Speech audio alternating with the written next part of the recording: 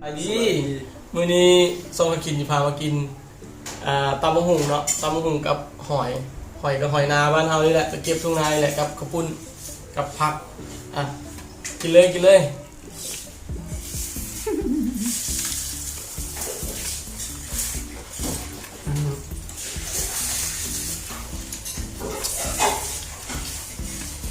ก็บคำใหญ่ๆเลยคำเลย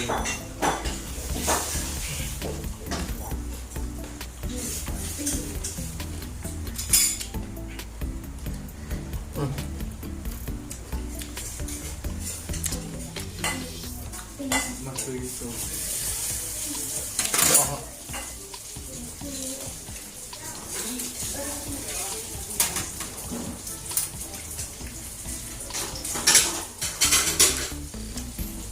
กับหอยนาตัวใหญ่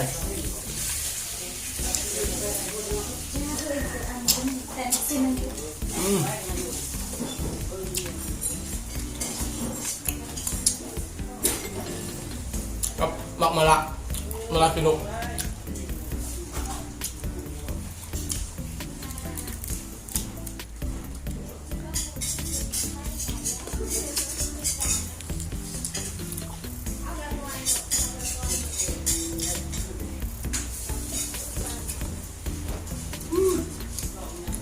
คักมาลาย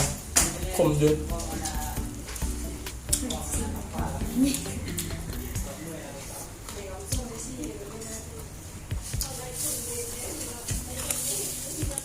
กับขอบคุณ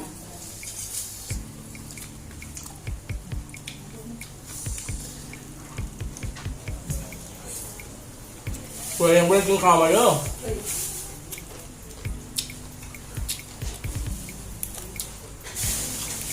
กับข้าวเหนียววิบนหลังอะไรนี้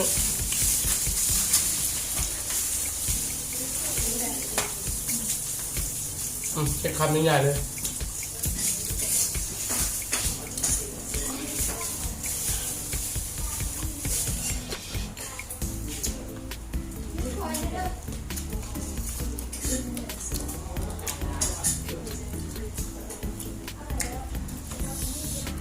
ต้นหอน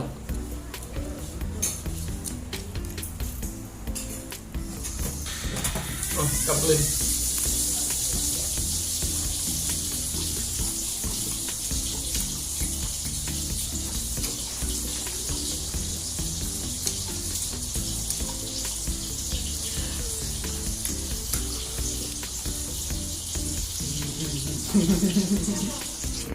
อขอบใจที่เบิ่งคลิปนี้จนจบฝากกดติดตามกดไลค์กดแชร์เพื่อเป็นกำลังใจในคลิปต่อไปเด้อ